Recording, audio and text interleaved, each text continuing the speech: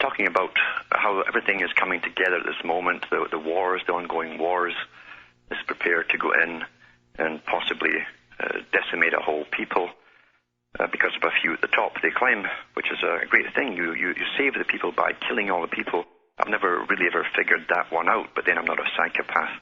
And back home, of course, they're pulling the rug from the U.S. citizens. I've said it all along, said it for years, as the U.S. finishes off its job of standardizing the world, they'll take down the system back home as well financially, and that's happening already. And don't ever believe the nonsense they're giving us that, well, they didn't foresee the fact that all the big oil companies, which are part of the whole system, saw them going over to the euro instead of the dollar. Of course they do. These guys planned all this 50, 100 years ago. They knew exactly what's going on. And it's time to take the U.S. citizenry down as well, and also bring them into their brave new world. But before I go on to a caller, I want to go into this hype about the avian flu. Now, the avian flu, I've no doubt, is a hybrid flu made in laboratories like most flus have been.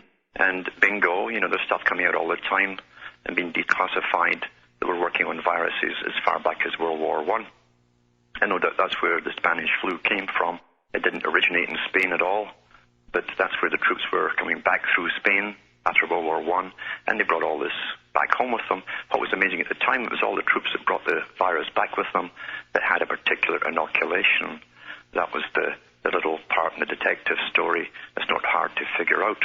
But they've dug up this particular flu, altered it again, and that's been on the CBC television here.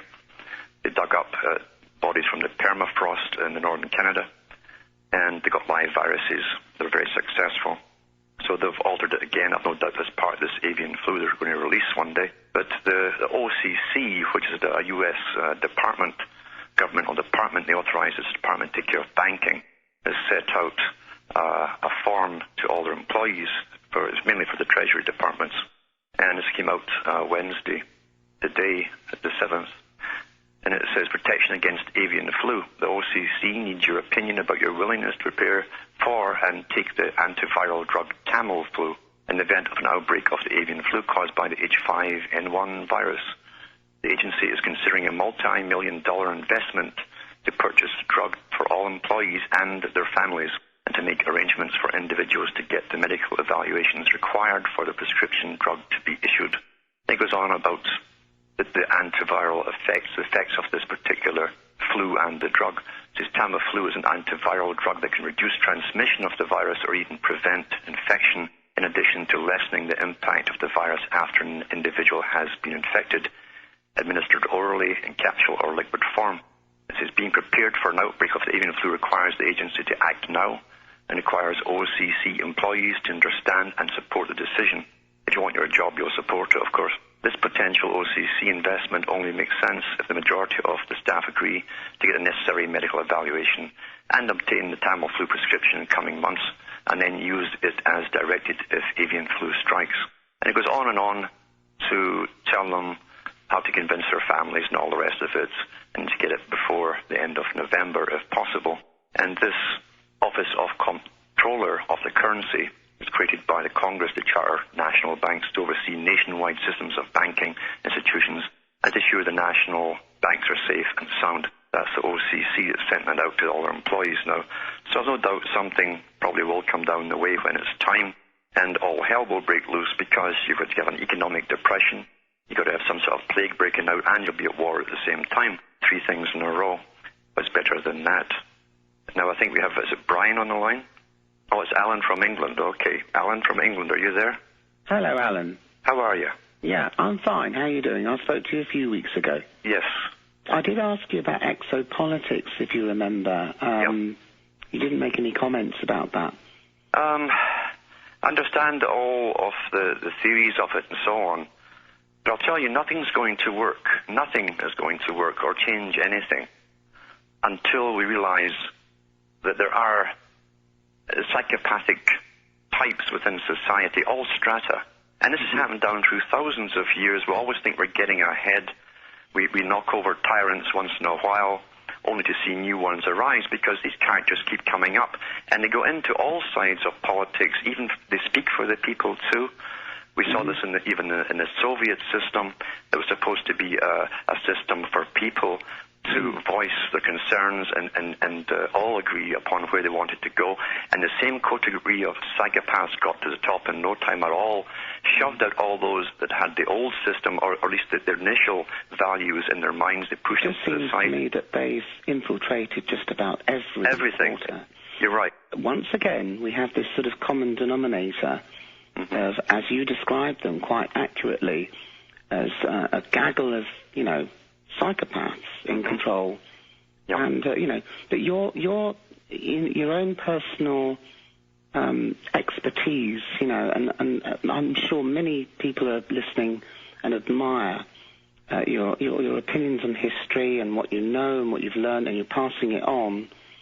But how do you see that, given that, there are many shows like yours that are increasing awareness? Yeah. And it's a growing awareness. It is, yeah. It is indeed, and it's a fantastic thing to be living with in the present, I know. Yeah. But what we have to do is do exactly to them, to everyone who wants to have any power whatsoever over the public, to have them tested with the strictest. But we also need to teach in schools how to recognize the psychopathic traits. That's the only way you'd ever stop them getting up there, because these are cunning people. Well, maybe that's why there's more and more people doing homeschooling, perhaps. Yes, that too, there's no doubt whatsoever. That's an increase. I mean, that's a statistic that they don't want to tell us about. Yes. But in America in particular, and also in this country. In the U.S., there's no secret that those who are homeschooled are grabbed by the universities because they're so far ahead of the regular students that go to usual schools. Yeah. That's an interesting thought right there, isn't there? It is. However, given that they're trying to break down the family. They're trying to break down the family unit, but they also, that's why they instituted the National Educational Association, which is also the International Educational Association. It was to standardize all views and opinions, so there'd be no free thought, really. It was to create a form of matrix thinking where you just like religion did for thousands of years, you would be in the middle of the box, and all you would view was the walls of that box. That would be your parameters of thought. Well, it's the same thing with the educational system. They wanted to standardize everything under the one system and then give you a fake reality. I've never heard it discussed in school why we have to be trained through school and given all this nonsensical history and a phony value system, trained to run out into the world, compete, and get to the top and then be successful. People from thinking for themselves, basically, and discovering themselves. Absolutely. But I would wonder, your show, I so admire. That's really what keeps you going, and it certainly does keep you humble, because you realize that you're making a difference in this world, and hopefully, maybe somehow, you can even prevent more horrors from happening. They'll go down in the statistics in the history books. Yeah. And especially with the people of Iran. I feel so sorry for these people and families over there that's going to be decimated if these boys at the top get their way too. Well, let's pray that doesn't happen and that people can see some sense. It would be an act of complete desperation by the criminals, the ones who started all of this. Yeah. And they're only criminals and psychopaths. Well, they are criminals and psychopaths. I've met plenty in the music business, because you get into their homes after big concerts and stuff, and you hear them talking. Yeah. And they'll laugh, and they do stuff that's so debauched. The average person that thinks they're civilized and respectable would be completely dumbfounded if they saw. And I think Alan is still on the line. Are you there, Alan? Oh, I sure am. What the hell happened to Leonard Cohen then? Oh, well, lots of little things in his life. Other people have been using it. Yeah, I know. Just the one verse kept playing, and I wanted other verses to play, but they couldn't get round to doing that. Really? They just had it on a loop, I suppose, yeah. Yeah, so... They just had it on a WAV file. Yeah, I mean, all of those verses are very, very poignant, because they're very... relevant to the topics, because even the last verse is about the coming plague, Everybody knows it's coming, because the media's been telling us for years. Yeah. They do tell us. I mean, they're very blatant about it. It's endemic, isn't it? You get it everywhere in society as well. Yes. The ones on the lower strata, are called the failed psychopaths. These are the ones who end up in prison, street level. But the other ones who are a bit brighter and born into the right family, so they have power to start with. You also have a hereditary psychopathy because, especially with an elite who's inbred with male and female, both from wealthy families who got their wealth from slaughtering and so on, then you're guaranteed to have psychopathic offspring. And that's what we have today. We have generations of these characters all over the world. But that suggests it's like a genetic thing. There's definitely a genetic... Plato went into it in the Republic. He talks about breeding traits in or out of people just like animals. He said it's... but don't you think it's an ego thing? I mean, it's also that the conditioning that we get through all the television and the consumer... we're not beings. Yes. We're not, we've been reduced to consumers.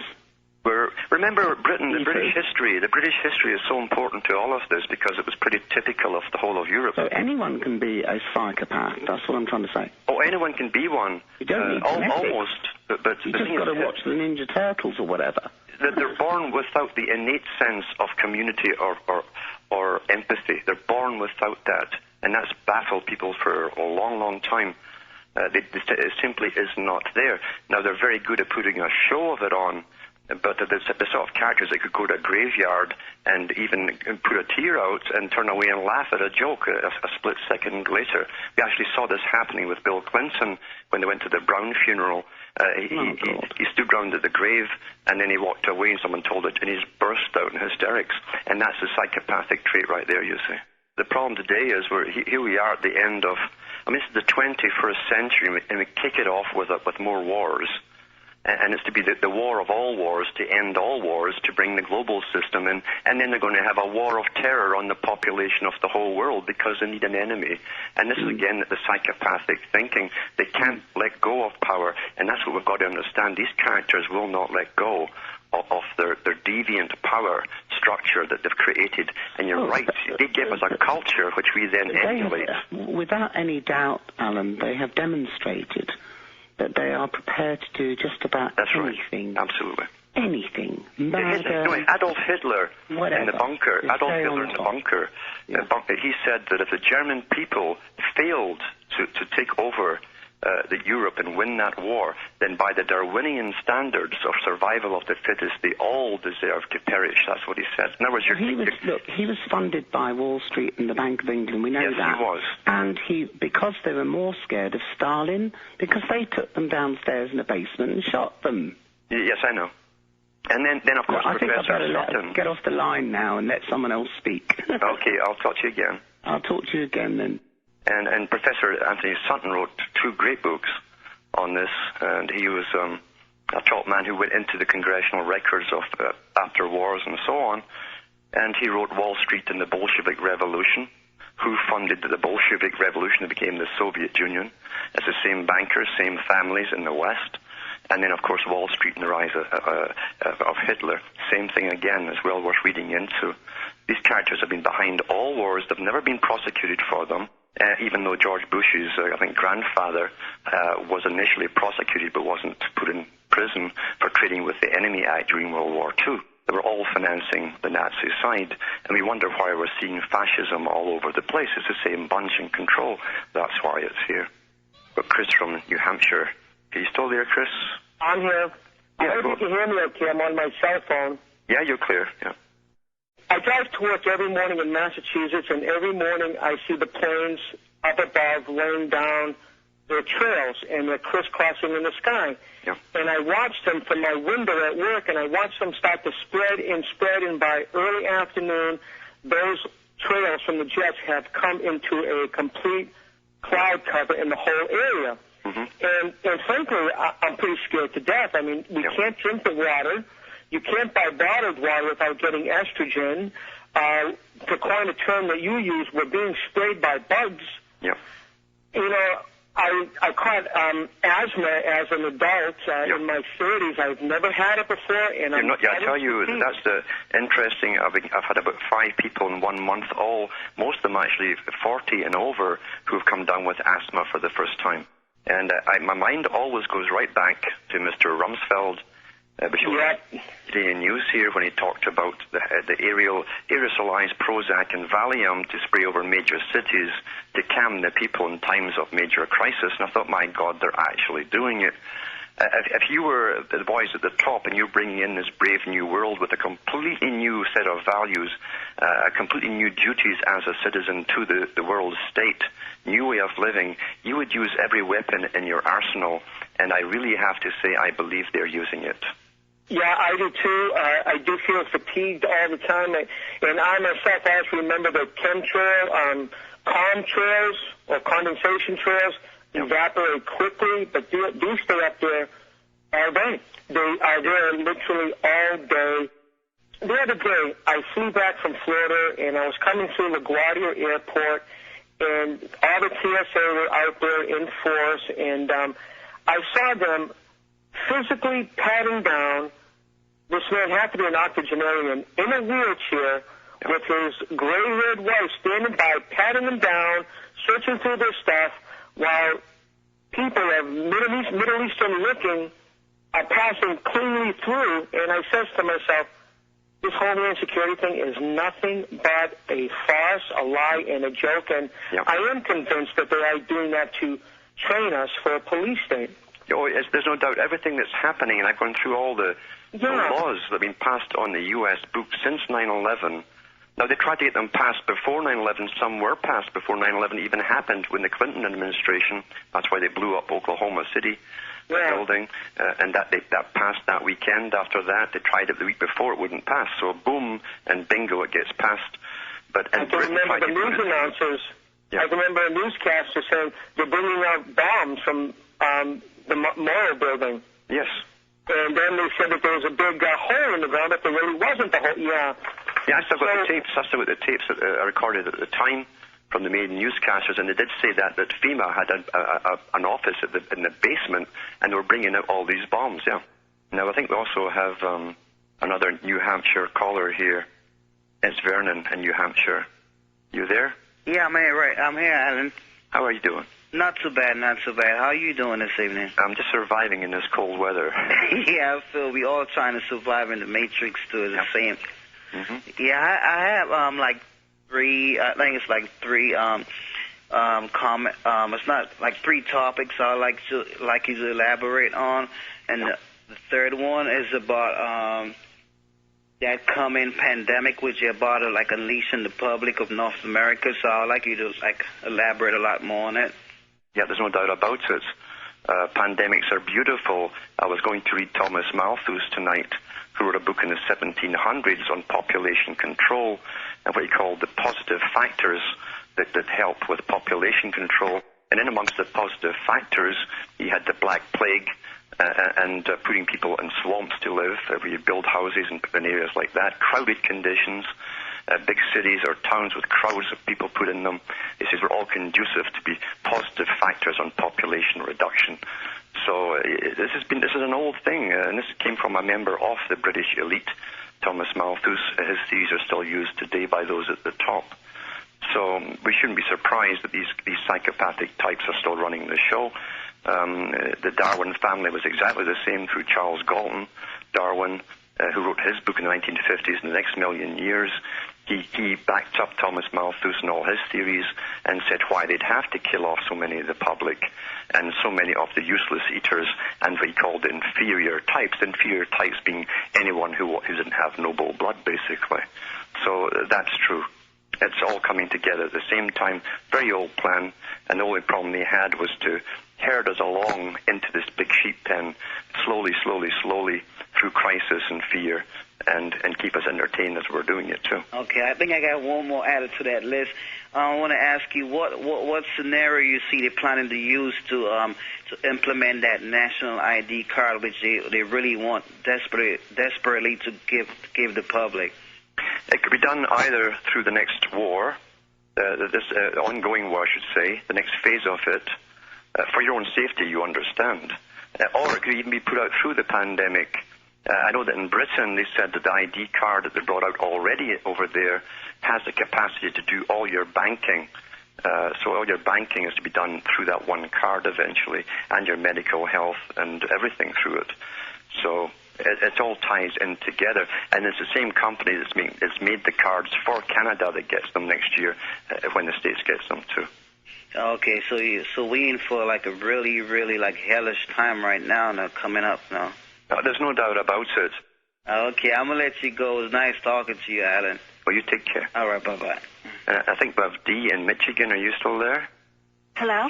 Yeah, hello. I'm sorry. This is Dee from Detroit, and I wanted to just kind of bring to your attention, if you weren't aware, of the company that makes Tamiflu is not the company that owns the patent to it. Uh-huh. I believe it's Roche Laboratories that makes Tamiflu, but the patent is owned by Gilead Pharmaceuticals. Really? And Gilead Pharmaceuticals, former head, went into civil service. And was that Rumsfeld? Yes. Yes, I thought that was him, yeah. Right. And so, it just sort of makes sense. Well, you do know this world is so full of coincidences, though, isn't it? Oh, it's just amazing. I think he and Cheney with Halliburton are having a contest. But, so many people, and I was one of them, when bird flu was first coming out, because my great-grandmother had died of the Spanish flu, yeah. Yep. So I was really following it and being very concerned. And the second I dug that up a couple of years ago, I just laughed and I told everybody, don't worry about it. Mm-hmm. Mm-hmm. Yeah, I know that Rumsfeld, too, was the CEO of one of the big GMO companies that push for GMO foods as well at one point. He certainly got around. And another time he was the head of some of the biowarfare laboratory companies that sold Saddam Hussein all of the weaponry that he eventually supposedly used on the Iranians. So that man has been all over the place. He's just a finger in every pie, and he's still tramping on, telling everybody so much lies. It's just incredible. Incredible. Yeah, still is the major stockholder over at Gilead Pharmaceuticals. I guess he wants everybody just to have their prescription of Tamiflu ready. Yes. Yeah. Oh, yeah. And by the way, I got asthma when I was 40 years old, too. Really? Really? Yeah. Well, as I say, lots of people now are getting it for the first time, and that never used to happen at all. Never used to happen. You generally had it. It would break out around the 2 years of age, and then you'd know you'd have it. Maybe at least, and you grew out of it about the age of 18 or 20. You'd often grow out of it. Some didn't, some did. But you never had people over even 20 years of age that used to come down with asthma for the first time. And now it's just really crazy. But I also, one other little thing too is, and I'm not talking from a heavy Christian Bible thumper, but trying to live in this world and following the rules that were forced down our throats isn't the way we're going to survive. And you used to years ago, because I've listened to your old talks and a lot of the early Jackie Patriot. I have your MP3s, your old radio shows, and with, I believe, Hezbollah. Yeah. And you touched on that power that's within us that we've forgotten. I know Manly Hall had talked about always the magic number 7, because it's always the 5 and the hidden 2. The 5 vowels everybody knows, but sometimes Y and W. And then the 5 days of the week and the 2 weekend. But it's the 5 senses that are overt, and then the 2 that we're dumbed down from knowing. Yeah. And it just, when I first started listening to you, I knew you were telling the truth. But until I heard some of your archives where you started to touch on that, I have to say I kind of like listened to you with, still kind of a fence around me because of being led down so many dead ends by so many people. And when you've heard that, I think it really touches a place where so many of us that are trying to deal with what's happening in this world know that that's where a lot of where our power lies. I mean, that's not to say to sit around and go home and not act on anything or talk about anything or be proactive. But nonetheless, there's some very true words in the Bible, and to love one another, but it's the living in the two worlds, not serving two masters. Yes, yeah. I'll address that when I come back from the break. Great, thanks a lot. I'm Alan Watt with Cutting Through the Matrix, and just to touch on the last caller's question about what spirit is and so on, and religion. Well, see, religion really has been controlled from the beginning, especially the Christianity, because it was taken over by Rome, that was already an empire, and amalgamated with a ruling empire with vast lands and territories that had stolen and conquered over people. And so they blended the two together, and we don't know what the truth is anymore as far as who said what was written, what wasn't written. We know things have been added and taken out down through many centuries. And you can't put a New Testament with its forgiveness next to an Old Testament where you're allowed to buy and own slaves. Things like that, and stoning people to death for what we would call minor offenses, or eating the wrong kind of shellfish. I mean, that's also nonsensical. And the problem is, it was married. Christianity was married with an much older system of collectivism, which also thrives on economics and slavery and usury. Christianity was the antithesis, supposedly, but it was quickly taken over by a system that was already under the system of usury and taxation to pay off the usury, and that was Rome. And it's never been separated since, very unfortunately. As far as spirit goes, it's that thing within you that drives you. It's something that pushes you onward. They used to call soul separate from spirit. Soul was the motivating force within you that drew you towards something much bigger or higher, and it also gave you a connectiveness with other people. Well, as you look around you today, you have to ask the question, are there simply more psychopaths than ordinary people, or is there simply no spirit in them? That's your moral dilemma. That's your big question. Which one is it? And is it really important to differentiate the two? Because the symptoms are identical. The symptoms of the psychopath, in fact, in the dominant type, the arrogance, the deviancy of them, the way they lie, cheat, and steal, and snicker at the public. When you look at all the symptoms, are identical to what used to be called demonic possession, for instance. So you're looking at the same symptoms, one described in scientific terminology, one described in religious terminology. We're definitely going through one battle here, and only those who have something in them, be it a natural humanity within them or spirit, call it what you want, only that's going to get us through. Nothing else will do it. And even if we come through this, we can't have the same system back again because it's totally corrupt. You can't transplant a part of a healthy organ if the other part of it is cancerous. You can't take the cancer in with you. And this system is inhumane from the bottom, from the start right to the present. It can only get worse. We're told we're successful. If we get to the top by any means possible, suddenly the people will worship you, and that's true. The people love to bow down to the ultra-rich, no matter what they've done or how they acquired that wealth. And that's a sad trait in what we see with human nature. It's not easy for those people who still have conscience to live in the society and see all this and understand it. It's only meant for those who are, as I say, psychopathic. They can thrive in this system. I always remember the Rothschild's famous statement when he said, you make your money when the blood is running in the streets, because he cornered the markets on munitions and food and so on. That's how bad it is. But anyway, keep going, folks, and we're back again on Friday.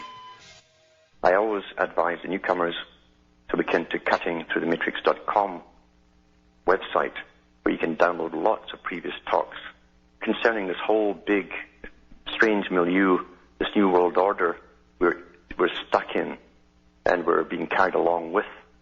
I tell you where it's going. I tell you the big players and how they organize it.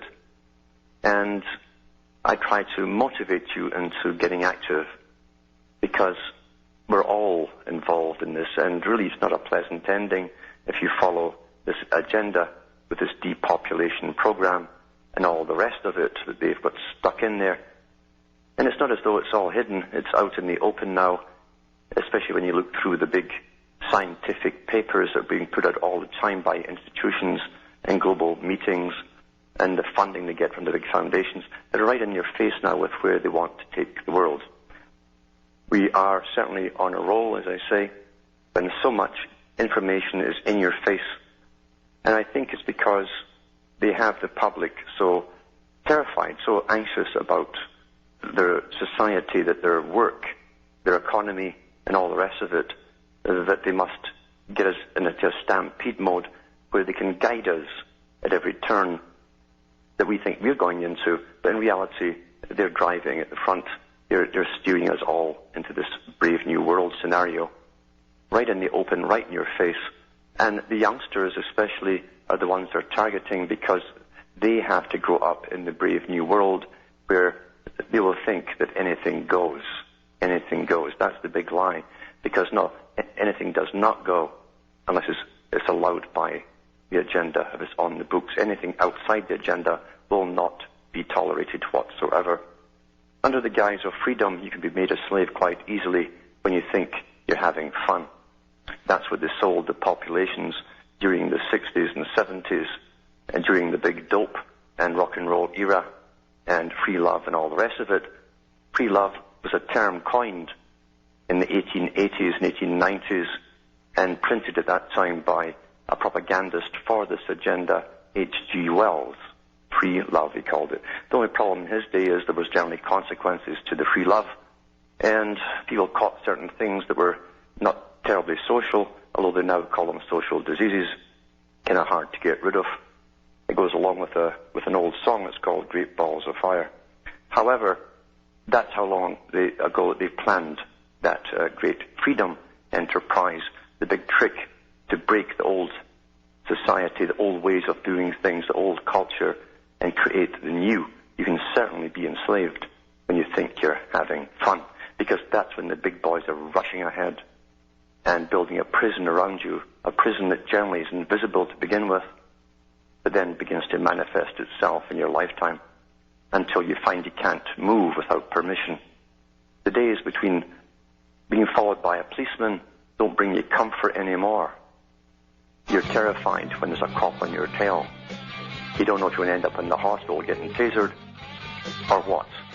Things have changed drastically, and our servants are our masters. I try to keep people in the land of reality, the real reality, because, believe you me, there's so much disinformation put out there by those who control the cultures and the media, the entertainment industry, and you'll find a lot of them, in fact, or you even belong to various intelligence organizations and sub-sects thereof. They're put out into society to truly spin off the truth into science fiction. That's their job, where people cannot tell the difference between reality and fiction anymore. That's even in the Department of Psychological Warfare, that they're at their manual. I downloaded one of their manuals recently. It's for public access. It's made available to the general public. And they tell you in it that they have to blur the distinction between reality and fiction to paralyze an enemy. And that really is what happens. We've been taught to see that we're insignificant as individuals, that nothing we can do will really change society in any great way. That's the first big lie. But you swallow the lies, you see, to be conquered. And then they tell you, and this was a project, I think Bill Cooper mentioned it once, I think it was Project Jason, that was born back in the 50s or so, or 60s, 1960s, where they said if mankind could be convinced that some superior type alien intelligence had created them to be inferior species, then the war would be over. You can't beat your master, you're too inferior, you see. And we saw the plethora of science fiction movies along that theme. And then out came certain writers to do with, well, the Anunnaki, you see, created you to be an inferior type slave. And all of that kind of stuff went right along with that agenda. Big money promoted that agenda too. And then many other people, even in the Patriot movement, came out and carried that thing forward and blended fact with fiction until you throw out the baby with the bathwater. You throw out the truth with the fiction and become disgusted at it all. That is psychological warfare. That's how it works. People also ask me many times about spirituality and how you find it. And generally what they do is to try and find out what people have done before. They don't realize that the message all down through the ages is that you are like the journey of the sun. Your life is the sun's journey in a day. You're born, you go through it, you learn, you're powerful at times, and then you go. You give your life for the world, as they say, at sunset. Only you can experience your own experiences. Anything else is following someone else's belief. Therefore, you can't simply purely emulate 100% someone else. You're trying to be someone else. You can certainly take wisdom from people, bits and pieces, and philosophies, and bits and pieces of that too. And don't forget that even within the philosophies, they were meant to bend a person's mind into a certain direction by what was called at the time different noble orders or societies. You must think for yourself. Which brings me to a topic I just grabbed tonight, because I was thinking about how we're conned left, right, and center, and how we've been trained even to do with recycling. And I thought about it at the time. I can remember when the big push was on to stop paper bags being sold at grocery stores and shops, and everything suddenly had to be plastic, and how much more environmentally friendly it was going to be. And if you've noticed, you can't even carry a bag out of a grocery store today without the tins or whatever you've got inside it falling through them. They're so thin. And plastic is all a byproduct of the petroleum industry, the oil company industries, the big boys again, the guys who own the foundations that run the world. And here's one person in Japan. You have to go to Japan to get someone with some common sense on this topic, who's Professor Kunihiko Takeda. He's a professor at an Institute of Science and Technology Research at Chubu University. And he's written books on this and different papers on this whole idea of sustainability and so on, and how we've been stampeded along to this path that we're going extinct because we're consuming too much. He says here, our future is bright as long as we stop recycling old ideas and things. The new paradigm is always better than the one before. Our air quality, water and food quality are higher than in previous generations. Now that's true. Even in the West here, we forget that they had massive sulfuric clouds over parts of England during the Industrial Revolution, right into the late 1800s, early 1900s. Well, all those factories have gone. And they don't burn coal anymore. But they keep hyping that it's never been as bad as it is today. It's all how you perceive things if you actually swallow the indoctrination and propaganda that's never ending. So he says here that the air, food and quality are higher than previous generations, and our life expectancy is longer. There's no need to worry. Humans are smart. He says, I'm a teacher before I'm a scientist. In the first year of university, I talk about the concept of dedication, which students don't seem to know at all. For them, studying is something they do for themselves, but really it is what we do to contribute to others' lives. Recycling is rubbish. It eats more energy and creates more waste than burning our garbage in high-tech incinerators. The most efficient way of getting rid of garbage is burning it all together. Why? Because in raw garbage, plastics turn into their own fuel, so you don't need to add anything else. Because it's made from basically oil products, you see. Aluminium and steel should be recycled, though as we need less energy for that than to produce them from scratch. Then he goes on to say something which is very important. He's a guy that thinks, you see. It's very rare these days. He says, fear is a very efficient weapon. It produces the desired effect without much waste. Isn't that the truth? Global warming has nothing to do with how much CO2 is produced or what we do here on Earth. For millions of years, solar activity has been controlling temperatures on Earth, and even now the sun controls how high the mercury goes. CO2 emissions make absolutely no difference one way or another. Soon it will cool down anyhow, once again, regardless of what we do. Every scientist knows this, but it doesn't pay to say so. For the hard of thinking, I'll repeat that last part. Every scientist knows this, but it doesn't pay to say so. That's how they make their living, is on smelling the wind, seeing which direction it goes, and making their They're getting their grants from the big boys who are directing this agenda. He says, what makes a whole lot of economic and political sense is to blame global warming on humans and create laws that keep the status quo and prevent build-up and coming nations from developing. Global warming is a political vehicle, right? That's what it is. Keeps Europeans in the driver's seat and developing nations walking barefoot. And that is true. They don't want people in the developing nations becoming developed because they won't have access in the West to plundering their land for minerals and metals and all the rest of it. Just criticizing previous ideals is natural. In the 1930s, militarism was considered best. In the 1960s, mass production and mass consumerism. Then in the 1990s, the main topic was the environment. Every 30 years we switch what we believe in. This paradigm will pass too. And he's right, but he probably doesn't know that it's planned that way, you see. He says, look beyond what governments tell you. Some praise ethanol as a substitute for oil, but making fuel out of corn makes sense only if you want to increase the price of corn and fuel at the same time. In order to grow corn, one needs lots of fuel, and once the corn is ready, instead of becoming a nice meal, it gets picked and turned back into fuel again. This is just a way to purposely create a food and energy shortage. This is just a way to purposely create a food and energy shortage. That's where the harder thinking again. Until only the very rich can afford to eat and move. Well, you see, whether he knows it or not, he's right on target here. Whether he knows it for the right reasons, I don't know. He said getting married is easier than getting divorced. Same if we have a bowl of rice and a bowl of soybeans. It's easy to mix the two, but very hard to separate them. For water and red ink, it is next to impossible. It should take the same energy to mix and separate things, but it does not. This is the rule of entropy. Now imagine the whole Earth from space, and you can see entropy at work.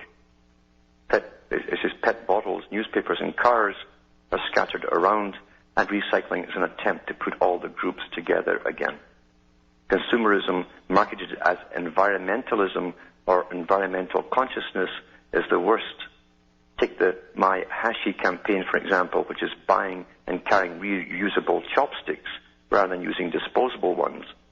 Chopsticks should be made out of the unnecessary branches that are cut to help trees grow bigger, and that's true. Just think about it. How they con you and con you and con you. They actually throw away all that stuff that they cut off the trees when they're trimming them.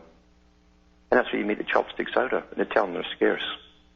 Instead of burning those branches, we should make chopsticks. That would be good for both the trees and us. See how your perceptions are distorted when you don't think for yourself. You can be fooled so easily by propaganda. And it's true, we've been taught not to think or reason for ourselves, like Zbigniew Brzezinski says. So this is a good article. People should go into it and read it for themselves, and that's written by Professor Junihiko Takeda. And that's the Japan Times Online from July 22nd, 2008. And I'll be back with more after this break, trying to get to the heart of the matter. And it's not an easy job because we have so much in our way, so much data and disinformation and entertainment, and often the two are mixed together so much. And I've found that from a lot of these New Age prophets that are doing their circuits in the world. They're blended with groups of patriotists, or at least patriot programs, and they really are fuzzying reality even more so.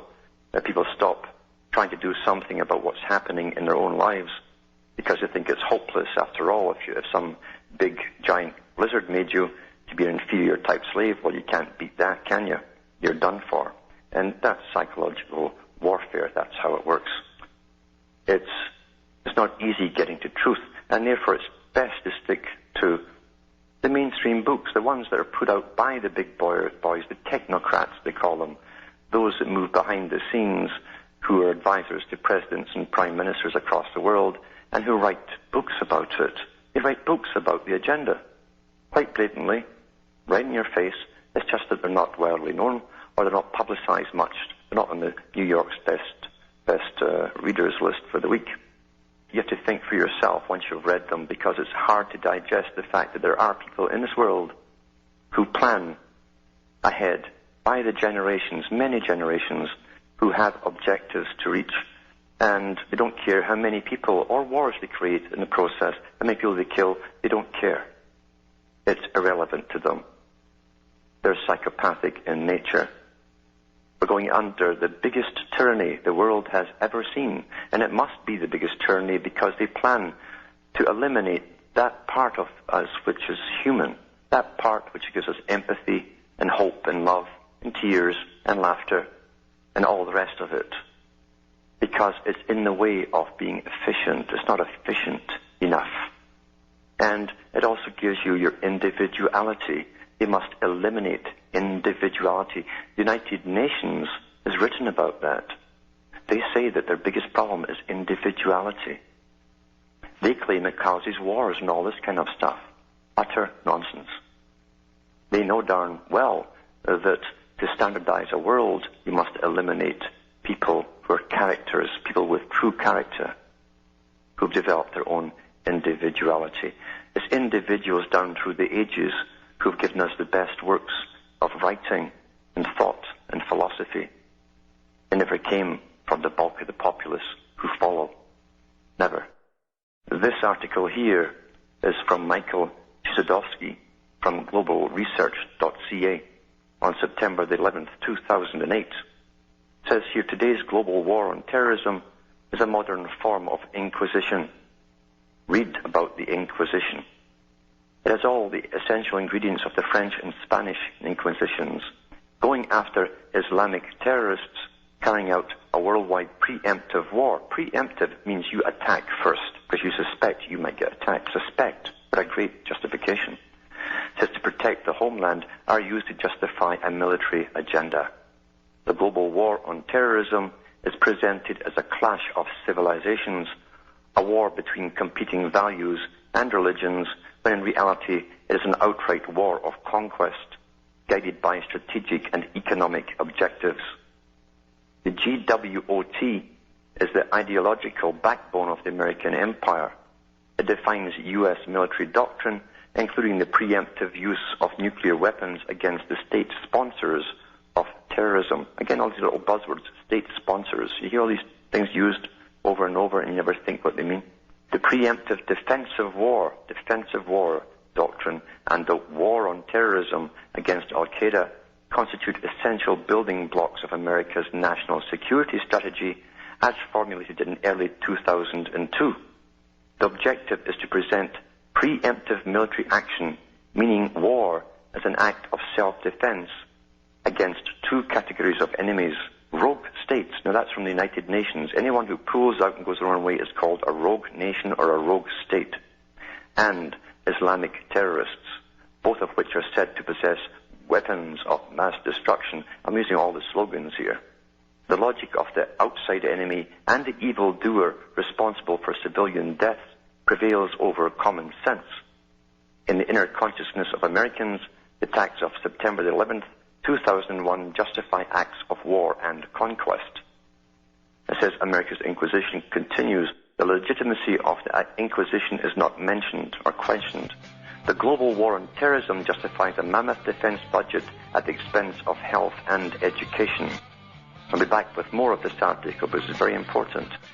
I'm going through a document here, a report from globalresearch.ca by Professor Sadowski, talking about the techniques that are used through propaganda with people and how we have our opinions given to us, we have our perceptions given to us by experts. That's their job. They're a form of scientist, and they understand how we think and how we process information, and they can control whole nations this way by selective propaganda, selective information, and the omission of the truth always, and definitely a lot of omission of all the other sides of any story. It says here, the lies underlying 9/11 are known and documented. The American people's acceptance of this crusade against evil is not based on any rational understanding or analysis of events. America's Inquisition is used to extend America's sphere of influence and justify military intervention as part of an international campaign against Islamic terrorists. Its ultimate objective, which is never mentioned in press reports, is territorial conquest and control over strategic resources.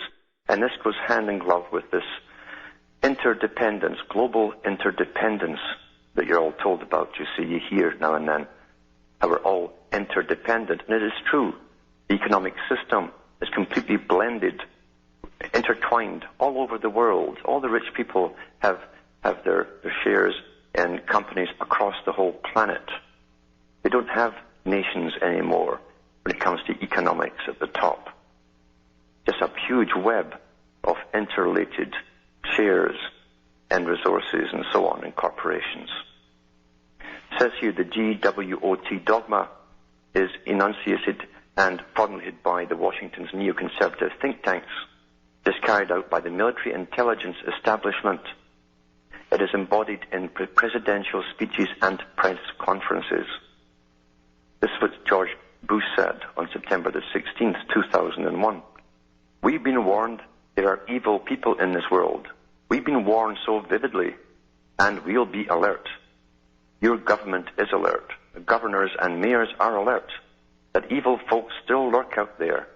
As I said yesterday, people have declared war on America, and they have made a terrible mistake. My administration has a job to do, and we're going to do it. We will rid the world of the evildoers. September the 16th, 2001. The objective of the global war on terrorism launched in September 2001 is to galvanize public support, because the first thing you must do for war is get public support. Galvanize public support for a worldwide campaign against heresy. In the eyes of public opinion, possessing a just cause for waging war is central, is crucial. A war is said to be just if it is waged on moral, religious, or ethical grounds. So they bring the terminology in, religious terminology and moral terminology, and talk about ethics and so on. The demonization of Muslims and the battle for oil. The U.S.-led war in the broader Middle East, Central Asian region consists in gaining control over extensive reserves of oil and natural gas. The Anglo-American oil giants also seek to gain control over oil and gas pipeline routes out of the region. Muslim countries possess 66% of total oil reserves. You can read that too from Michael Chuzadowski, The Demonization of Muslims and the Battle for Oil. That's another article he wrote. And that was from January the 4th, 2007. To get back to the original article, it says, in contrast, the United States of America has barely 2% of total oil reserves. Iraq has 5 times more oil than the United States. Demonization is applied to an enemy which possesses more than 60% of the world's oil reserves. Axis of evil, rogue states, failed nations, Islamic terrorists. Demonization and vilification are the ideological pillars of America's Inquisition. They serve as a casus belli for waging the battle for oil. The battle for oil requires the demonization of those who possess the oil. The enemy is characterized as evil with a view to justifying military action, including the mass killing of civilians. Then it goes into the historical origins of the Inquisition. The objective is to sustain the illusion that America is under attack by Al-Qaeda. Under the American Inquisition, Washington has a self-proclaimed holy mandate to extirpate Islamic fundamentalism and spread democracy throughout the world. Isn't that the way they're doing it? Going after bin Laden is part of a consensus. Fear and insecurity prevail over common sense. Despite the evidence, the White House, the State Department, the two-party system cannot, in the minds of Americans, be held responsible for a criminal act resulting in the deaths of American civilians. What we are dealing with is an outright and blind acceptance of the structures of power and political authority. You should read that for yourselves.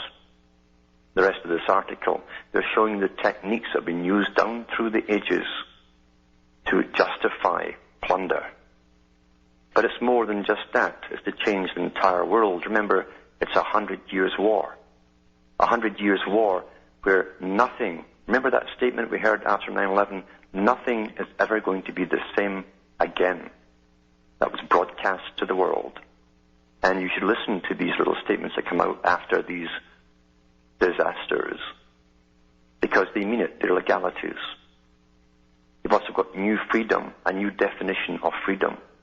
Did you choose that definition? No. It was done by your betters, those who planned it all in the first place. And here's an article from the French.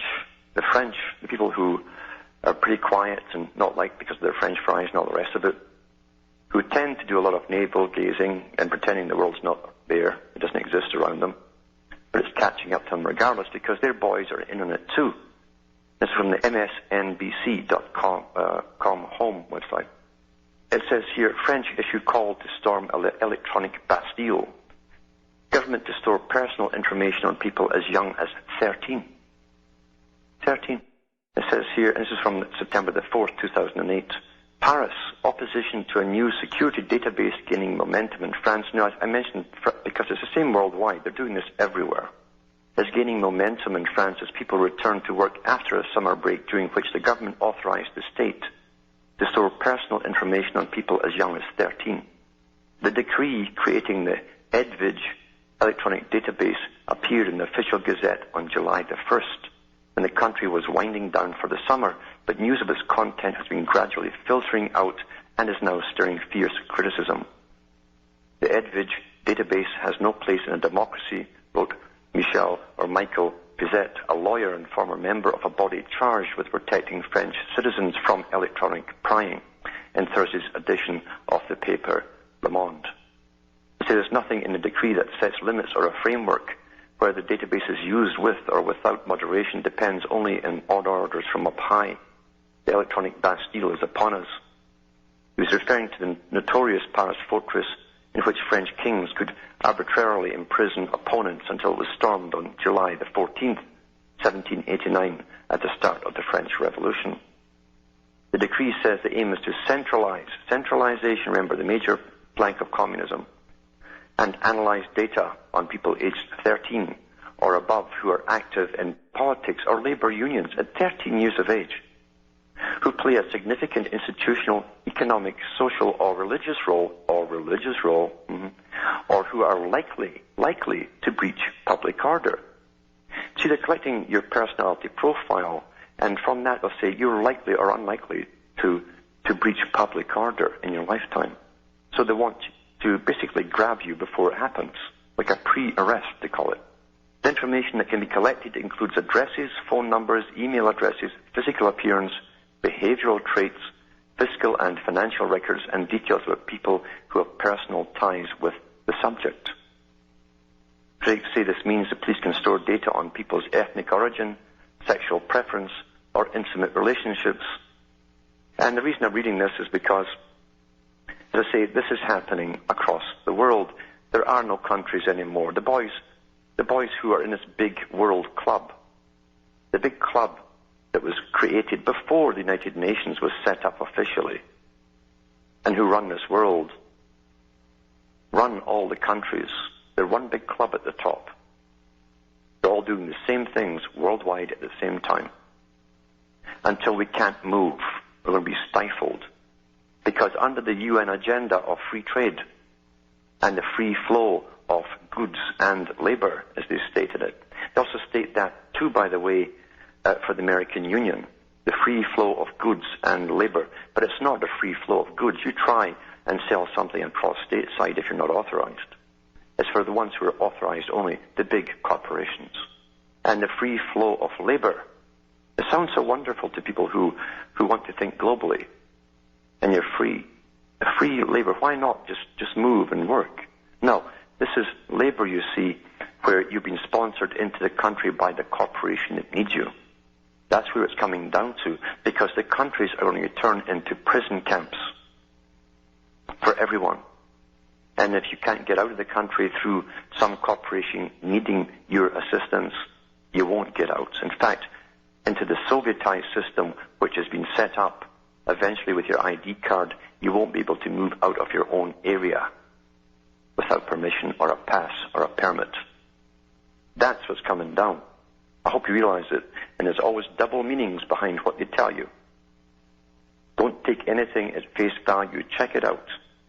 look at their preambles on these various charters they draw up at the United Nations and for the Summit of the Americas and the Union of the Americas. Look at the preambles, because they give you the definitions of the terms they will be using. And they're generally so far away from what you would think if you didn't read the new definitions. So I'll go to the callers now, and I've got Z from New York. Are you there, Z? Yeah, hey, Alan. Hey, yeah. How are you doing? How are you in English? We're hanging in here, yeah. Good, good. Listen, I had a question. I'm sorry it's kind of off topic for what you're talking about, the war on terror and all that, but I hope you can enlighten me a little bit on a term. What I find whenever I'm debating or discussing something with somebody regarding like 9/11 or any other quote-unquote conspiracy theory, I hate to use the term, but you know what I'm saying. Mm-hmm. They bring up Occam's razor, meaning that the simplest explanation is usually the right one, and they say, well, nobody could ever, such a conspiracy would never be possible, blah, blah, blah. And they always bring up Occam's razor as one of their defenses, Could you maybe talk about that, explain that a little bit to us? Well, you'll find, and I talked in a show earlier before this one, about how the Cecil Rhodes Society, when old Cecil was in charge of it, got a bunch of mercenaries together in South Africa, and they attacked the Boers, the South Africans. And then they even had their own reporters there who wrote back to London to say that the Boers were killing off Englishmen. And that gave the British a pretense to come in and start taking over, take the land away from South Africa, from the Boers. They always create a pretense for war. That's standard history. Standard history.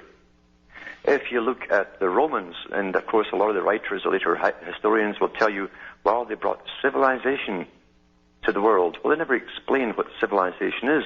What they brought in was a giant militarized system that basically enslaved peoples and worked them and taxed them to death. That's what Rome did.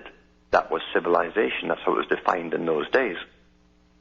So they always justify the reasons for making war or stealing land or property or resources from other people. That is standard in history. I don't know if there's ever truly been a just war, to be honest with you. And the only ones we have that could possibly be just are when rebellions take place against tyranny. The people are trying to plunder their land or plunder their lives or plunder something from them or put them under slavery. That's the only time that there's a just war, or from those that retaliate. Although if you retaliate, you'll always be called a terrorist. Remember, the founding fathers were called terrorists. Anyone who opposed, even prior to that, the British monarchy was called a traitor and terrorist. That was standard. There was never a free society, never a free society that existed prior to the American Revolution. All over Europe, across the world, you were a subject to a monarch. That was just, a subject means you were owned. You were literally owned by the monarch. And we forget that. So therefore, history is always written by the victors. And we know that people who will poo-poo the September 11th attacks, well, if they love coincidences, how come Papa Bush mentioned the New World Order coming into view in that big speech he made on September the 11th, 1990? And then he repeated it a year later on September the 11th, 1991. And then his son takes over eventually, and bingo, 2001 comes along on September the 11th, and they get their merry wish. But prior to that, in the 90s, the Project for a New American Century, look it up on the website, they have their own site up there, this group of neoconservatives, and in that Project for a New American Century, they tell you there's always been an empire. And we, the American empire, will run this century. Then they go through the list of countries that will be the potential enemies. And you'll find in there's Afghanistan, Iraq, Iran, Syria, and so on. They list all the potential enemies. Yeah, Venezuela is in the next one as well. Yes. And you know something? You'll find that, see, the CIA just took over and actually worked with MI6 from Britain. Britain ran the world for centuries. They had it marked out when major things would happen in the planet, maybe 100 years down the road. During the Vietnam War, the CIA were already working on the next wars and the next wars and the next wars. That's how you do it. And they also work on how it must be put on the public, put over to the public through propaganda. Do you remember the first World Trade Center bombing? Yeah, where the FBI actually cooked the bomb and trained the drivers, and their inside man actually taped That's right. their conversations, and it's all leaked out. It was on major TV, and whoops, yeah. That's right. Hold on, and we'll go into that. We'll go into that after this break. I'm talking to Z from New York about people, concerning people, how to get through to people who keep poo-pooing the fact that people would actually go to these lengths to create such a disaster so they could use it. Because, and again, too, that's a human reaction. We think that no one else would do such a thing because we personally wouldn't do that. That's why psychopaths get away with it in every generation. Because we won't believe that they'd actually set up and do it. Simple as that. And it's true during that first World Center trade bombing. It was on CBC television here in Canada, documentaries on it, where the guy literally was told to put the bomb in. He said, of course, it'll be a fake bomb, won't it? And this is on tape. And his FBI handler said, oh no, they supply the real stuff. That's why the guy was taping him. He knew he was getting set up to take the cam. That's how it happens. So yeah, it's the same with the Maine. When they blew up the Maine, they unearthed it a couple of years ago and said, yeah, the explosion happened from within. Well, what war did that start off, Claiming they were being attacked. This is an old con game.